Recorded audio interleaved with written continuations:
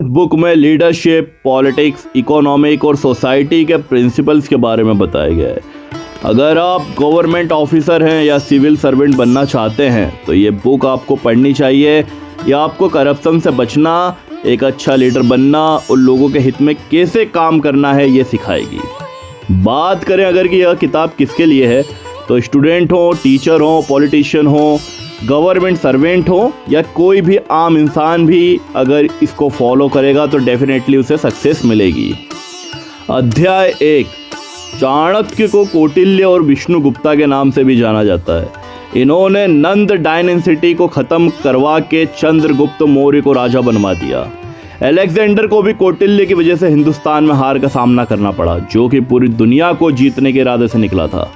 चाणक्य ने अपनी पूरी जिंदगी का काम 2 किताबों में बांटा है, यह कौटिल्य अर्थशास्त्र और चाणक्य नीति।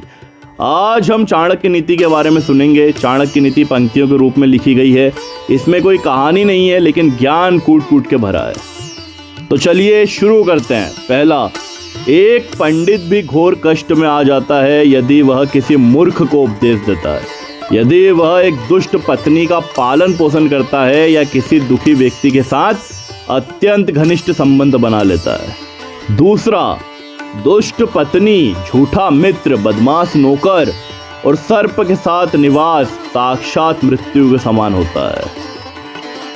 तीसरा, व्यक्ति को आने वाली मुसीबतों से निपटने के लिए धन संचय करके रखना चाहिए। उसे धन संपदा त्याग कर भी पत्नी की सुरक्षा करनी चाहिए, लेकिन यदि आत्मा की सुरक्षा की बात आती है तो उसे धन और पत्नी दोनों को तुच्छ समझना चाहिए। चौथा, उस देश में निवास ना करें जहां आपकी कोई इज्जत नहीं हो, जहां आप रोजगार नहीं कमा सकते, जहां आपका कोई मित्र नहीं और जहां आप कोई ज्ञान अर्जित नहीं कर सकते। पांचवा, अच्छा मित्र वही होता है जो विपरीत परिस्थितियों में भी आपको त्यागे नहीं। आवश्यकता पड़ने पर, किसी दुर्घटना पड़ने पर, अकाल पड़ने पर, जब युद्ध चल रहा हो, जब हमें राजा के दरबार में जाना पड़े और जब हमें शमशान घाट जाना पड़े। छठा, भोजन के योग्य पदार्थ और भोजन करने की क्षमता, सुंदर स्त्री और उसे भोगने के लिए काम शक्ति, पर्याप्त धनराशि तथा दान देने की भावना, ऐसे संयोगों का होना सामान्य तप का फल नहीं है। सातवां, उस व्यक्ति ने धरती पर इस वर्ग को पा लिया जिसका पुत्र आज्ञाकारी हो, जिसकी पत्नी उसके इच्छा के अनुरूप व्यवहार करती हो, जिसे अपने धन पर संतोष हो। आठवां, ऐसे लोगों से बच कर रहें जो आपके मुंह पर तो मीठी मीठी बातें करते हैं लेकिन आपके पीठ पीछे आपको बर्बाद करने की योजना बनाते हैं। ऐसा करने वाले तो उस विष के घड़े के समान हैं जिसकी ऊपरी सतह दूध से भरी है। नवा, बुरे मित्र पर तो कभी विश्वास ना करें, अच्छे मित्र पर भी विश्वास ना करें, क्योंकि यदि ऐसे लोग आपसे रुष्ट होते हैं तो आपके सभी राज से पर्दा खोल देंगे। 10वां, लाड़ प्यार से बच्चों में गलत आदतें ढलती हैं, उन्हें कड़ी शिक्षा देने से वे अच्छी आदतें सीखते हैं, इसलिए बच्चों को जरूरत पड़ने पर पनिश करना चाहिए, उन्हें ज़्यादा लाड़ नहीं। 11वां, प्रेम और मित्रता बराबर वालों के यहाँ अच्छी लगती है, राजा के नौकरी करने वाले को ही सम्मान मिलता है। 12वां, एक दुर्जन और एक सांप में यह अंतर है कि सांप तभी डंग मारेगा जब उसकी जान को खतरा होगा, लेकिन एक दुर्जन पग पग पर हानि पहुंचाने की कोशिश करेगा।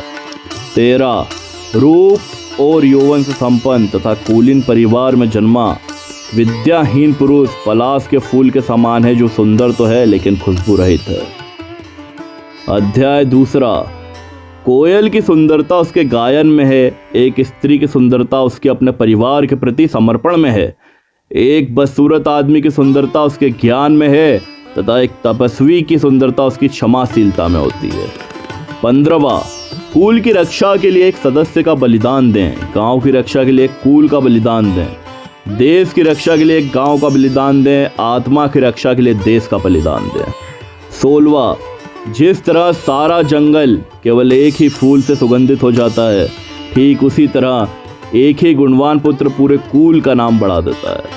17वां, 5 साल तक पुत्र को लाड़ एवं प्यार से पालन करना चाहिए, 10 साल तक उसे छड़ी की मार से डराएं, लेकिन जब वह 16 का हो जाए तो उससे मित्र के समान व्यवहार करें।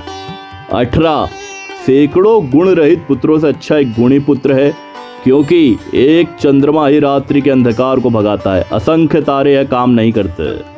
19, एक ऐसा बालक जो जन्म वक्त मृत था एक मूर्ख दीर्घायु बालक से बेहतर है। पहला बालक तो एक क्षण के लिए दुख देता है, लेकिन दूसरा बालक उसके माता पिता को जिंदगी भर दुख की अग्नि में जलाता है। 20 वह गाय किस काम की जो ना दूध देती हो ना तो बच्चों को जन्म देती हो, उसी प्रकार उस बच्चे का जन्म किस काम का जो ना ही विद्वान हुआ और ना ही भगवान का भक्त हुआ। 21 यह बातें एक बार ही होनी चाहिए, राजा का बोलना, विद्वान व्यक्ति का बोलना और लड़की का ब्याह करना। 22 यदि आप पर मुसीबत आती नहीं है तो उससे सावधान रहिए, लेकिन यदि मुसीबत आ जाती है तो किसी भी तरह प्रयास करिए कि आप उससे छुटकारा पा सकें। 23 खाली बैठने से अभ्यास का नाश होता है, दूसरों को देखभाल करने के लिए देने से पैसा नष्ट होता है, गलत ढंग से बुआई करने वाला किसान अपने बीजों का नाश करता है, यदि सेनापति नहीं है तो सेना का नाश होता है। 24वां वासना के समान दुष्कर कोई रोग नहीं, मोह के समान कोई शत्रु नहीं, क्रोध के समान अग्नि नहीं, स्वरूप ज्ञान के समान कोई बोध नहीं। 25 समुद्र में होने वाली वर्षा व्यर्थ है, जिसका पेट भरा हुआ है उसके लिए अन्न व्यर्थ है, पैसे वाले आदमी के लिए भेंट वस्तु का कोई अर्थ नहीं, दिन के समय जलता दिया व्यर्थ है। 26 राजा को उसके नागरिकों के पाप लगते हैं, राजा के यहाँ काम करने वाले पुजारी को राजा के पाप लगते हैं, पति को पत्नी के पाप लगते हैं, गुरु को उसके शिष्यों के पाप लगते हैं। 27 गधे से 3 बातें सीखिए, अपना बोझा ढोना न छोड़ना, सर्दी गर्मी की चिंता न करना और हमेशा संतुष्ट रहना। 28 एक बुद्धिमान व्यक्ति को निम्नलिखित बातें किसी को नहीं बतानी चाहिए कि उसकी दौलत खो चुकी है, उसे क्रोध आ गया, उसकी पत्नी ने जो गलत व्यवहार किया, लोगों ने उसे जो गालियां दी, वह किस प्रकार बेइज्जत हुआ। 29 व्यक्ति को हमेशा 3 चीज़ों से संतुष्ट रहना चाहिए, खुद की पत्नी, भोजन जो विधाता ने प्रदान किया और उतना धन जितना ईमानदारी से उसे मिल गया। 30वां ऐसी चीज़ें जिनसे व्यक्ति को कभी भी संतुष्ट नहीं होना चाहिए, पहला अभ्यास, भगवान का नाम स्मरण और तीसरा परोपकार। 31 हाथी से 1000 गज की दूरी रखिए, घोड़े से 100 की, सिंग वाले जानवरों से 10 की, लेकिन दुष्ट जहां हो उस जगह से ही निकल जाइए। 32 एक शक्तिशाली आदमी से उसकी बात मानकर समझौता करें, एक दुष्ट का प्रतिकार करें और जिनकी शक्ति आपकी शक्ति के बराबर है उनसे समझौता विनम्रता से करें, कठोरता से ना करें।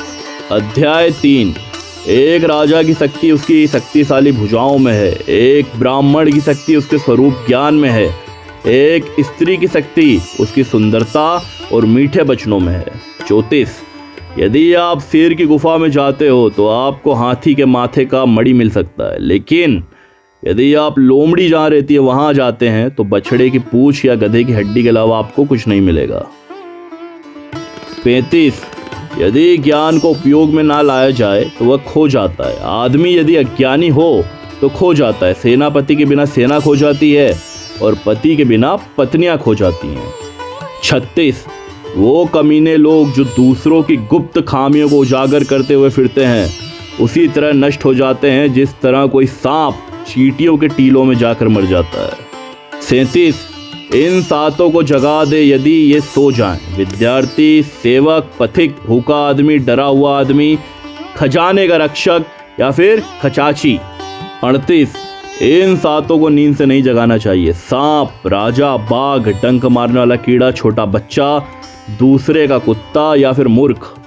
39वां सुबह उठकर दिन भर जो दाव आप लगाने वाले हैं उसके बारे में सोचिए, दोपहर को अपनी माँ को याद करें, रात को चोरों को ना भूलें। 40 आपको इंद्र के समान वैभव प्राप्त होगा यदि आप अपने भगवान के गले की माला अपने हाथों से बनाएं, अपने भगवान के लिए चंदन अपने हाथों से घिसें, अपने हाथों से पवित्र ग्रंथों को लिखें। 41 जिसे अपनी कोई अकल नहीं उसकी शास्त्र क्या भलाई करेंगे, एक अंधा आदमी आईने का क्या करेगा। 42 अपने निकट संबंधियों का अपमान करने से जान जाती है, दूसरों का अपमान करने से दौलत जाती है, राजा का अपमान करने से सब कुछ चला जाता है, एक ब्राह्मण का अपमान करने से कुल का नाश हो जाता है। 43 जिसके पास में विद्या है वह शक्तिशाली है, निर्बुद्ध पुरुष के पास क्या शक्ति हो सकती है, एक छोटा खरगोश भी चतुराई से मदमस्त हाथी को तालाब में गिरा सकता है। 44 जो घर गृहस्थी में काम में लगा रहता है वह कभी ज्ञान प्राप्त नहीं कर सकता। मांस खाने वाली के हृदय में दया नहीं हो सकती। लोभी व्यक्ति कभी सत्य भाषण नहीं कर सकता और एक शिकारी में कभी भी शुद्धता नहीं हो सकती। 45, एक विद्यार्थी पूर्ण रूप से निम्नलिखित बातों का त्याग करे: काम, क्रोध, लोभ, स्वादिष्ट भोजन की उपेक्षा, शरीर का श्रृंगार, अत्यधिक जिज्ञासा, अधिक निद्रा, शरीर निर्वाह के लिए अत्यधिक प्रयास। 46, एक गुणवान व्यक्ति को वह सब कुछ दान में देना चाहिए जो उसकी आवश्यकता से अधिक है। केवल दान के कारण ही कर्ण, बलि और राजा विक्रमादित्य आज तक चल रहे हैं। देखिए उन मधुमक्खियों को जो अपने पैर दुखे से धरती पर पटक रही हैं। वो अपने आप से कहती हैं, आखिर में सब चला ही गया। हमने हमारे शहद को जो बचा कर रखा था ना ही दान दिया और ना ही खुद खाया। अभी एक पल में ही कोई हमसे सब कुछ छीन कर ले गया। 47, वे लोग जो इस दुनिया में सुखी हैं, जो अपने संबंधियों के प्रति उदार हैं, अनजाने लोगों के प्रति सहृदय हैं, अच्छे लोगों के प्रति प्रेम भाव रखते हैं, नीच लोगों से धूर्तापूर्ण व्यवहार करते हैं, विद्वानों से कुछ नहीं छुपाते, दुश्मनों के सामने साहस दिखाते हैं, बड़ों के प्रति विनम्र और पत्नी के प्रति सख्त होते हैं। अध्याय 4, हमारा शरीर नश्वर है, धन में तो कोई स्थायी भाव नहीं है, मृत्यु हरदम हमारे निकट है, इसलिए हमें तुरंत पुण्य क्रम करने चाहिए। 49, जो दूसरों के पत्नी को अपनी माता मानता है, दूसरे के धन को मिट्टी का ढेला, दूसरे के सुख दुख को अपने सुख दुख, उसी को सही दृष्टि प्राप्त है और वही विद्वान है। 50, जिसे दौलत, अनाज और विद्या अर्जित करने में और भोजन करने में शर्म नहीं आती, वह सुखी रहता है। 51, इस धरती पर अन्न, जल और मीठे वचन ये असली रत्न है, मूर्खों को लगता है पत्थर के टुकड़े रत्न होते हैं।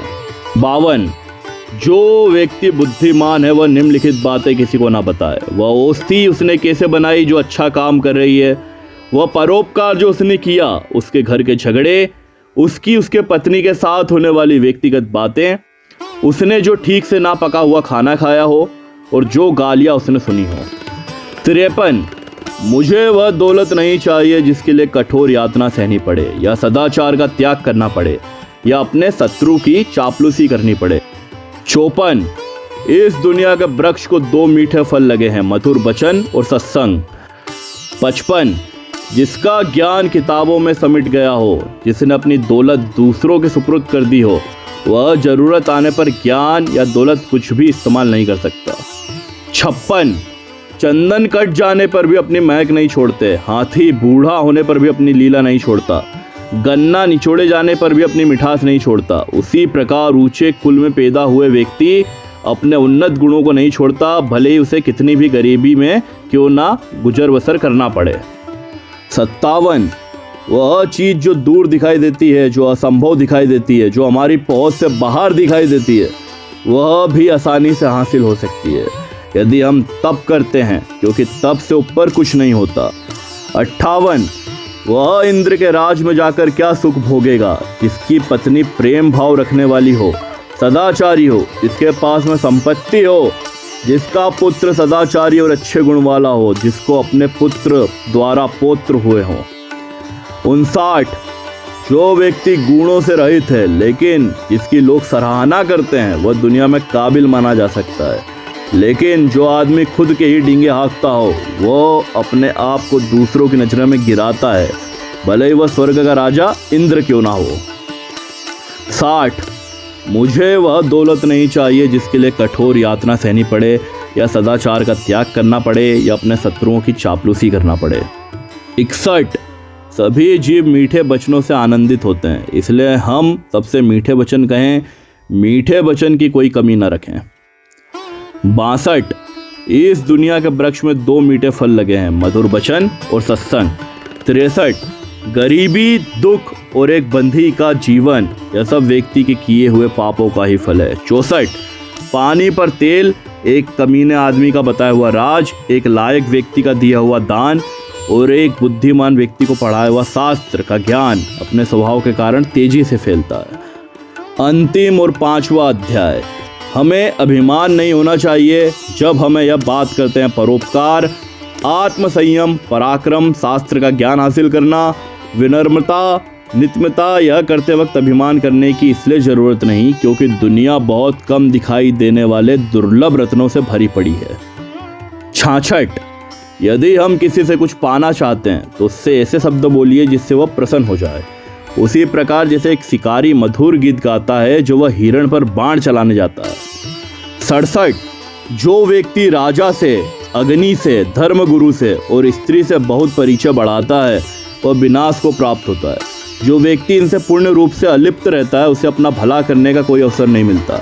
इसीलिए इनसे सुरक्षित अंतर रखकर संबंध रखना चाहिए। 68।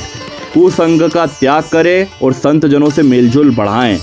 दिन और रात गुणों का संपादन करें, उस पर हमेशा चिंतन करें। जो शाश्वत है और जो अनित्य है उसे भूल जाएं। 69। हाथी का शरीर कितना विशाल है लेकिन एक छोटे से अंकुश से नियंत्रित हो जाता है। एक दिया घने अंधकार का नाश करता है, क्या अंधेरे से दिया बड़ा है? एक कड़कड़ाती हुई बिजली एक पहाड़ को तोड़ देती है, क्या बिजली पहाड़ जितनी विशाल है? नहीं, बिल्कुल नहीं। वही बड़ा है जिसकी शक्ति छा जाती है। इससे कोई फर्क नहीं पड़ता कि सामने वाले का आकार कितना बड़ा है। 70। जो घर गृहस्थी के काम में लगा रहता है वो कभी ज्ञान प्राप्त नहीं कर सकता। मांस खाने वाले के हृदय में कभी दया नहीं हो सकती। लोभी व्यक्ति कभी सत्य भाषण नहीं कर सकता और एक शिकारी कभी भी शुद्ध नहीं हो सकता। 71। आप चाहे 100 बार पवित्र जल में स्नान करें, आप अपने मन का मेल नहीं धो सकते। उसी प्रकार जिस प्रकार मदिरा का पात्र पवित्र नहीं हो सकता, चाहे आप उसे गर्म करके सारी मदिरा की भाप बना दें। 72। जो व्यक्ति 1 साल तक भोजन करते समय भगवान का ध्यान करेगा और मुंह से कुछ नहीं बोलेगा उसे 1000 करोड़ वर्ष तक स्वर्गलोक की प्राप्ति होगी। 73। शेर से एक बात सीखिए, बगुले से 1, मुर्गे से 4, कौवे से 5, कुत्ते से 6 और गधे से 3। शेर से बढ़िया बात सीखे कि आप जो भी करना चाहते हैं वो एक दिली और ज़बरदस्त प्रयास से करें। बुद्धिमान व्यक्ति अपने इंद्रियों को बगुले की तरह बस में करते हुए अपने लक्ष्य को जगह, समय और योग्यता का पूरा ध्यान रखते हुए पूर्ण करें। मुर्गे से सीखना चाहिए सही समय पर उठें, निडर बने, संपत्ति का रिश्तेदारों से उचित बंटवारा करें, अपने कष्ट से अपना रोजगार प्राप्त करें। कौवे से सीखिए अपनी पत्नी के साथ एकांत में प्रणय करें, निडरता करें, उपयोगी वस्तुओं का संचय करें, सभी और दृष्टि घुमाएं और दूसरों पर आसानी से विश्वास ना करें। कुत्तों से सीखिए बहुत भूख हो पर खाने को कुछ ना मिले तो कम मिले तो भी संतोष करें, गहरी नींद में हो तो भी क्षण में उठ जाएं, अपने स्वामी के प्रति ईमानदारी रखें और चौथा निडरता। गधे से सीखना है अपना बोझा ढोना ना छोड़ें, सर्दी गर्मी की चिंता ना करें और सदा संतुष्ट रहें। और आखिरी, जो व्यक्ति इन 20 गुणों पर अमल करेगा वह जो भी करेगा सफल होगा। आपको वीडियो कैसी लगी कमेंट करके ज़रूर बताइएगा। अगर आप इसे पालन करते हैं तो डेफिनेटली आपको सक्सेस मिलेगी। कमेंट में मुझे बताएं कि मुझे अगली पुस्तक कौन सी पढ़नी चाहिए। चैनल को सब्सक्राइब कीजिए, लाइक कीजिए, शेयर कीजिए और अपने रिश्तेदारों फ्रेंड्स के साथ भी शेयर करके उन्हें बताएं कि उन्हें ये किताब क्यों पढ़नी चाहिए। Thank you.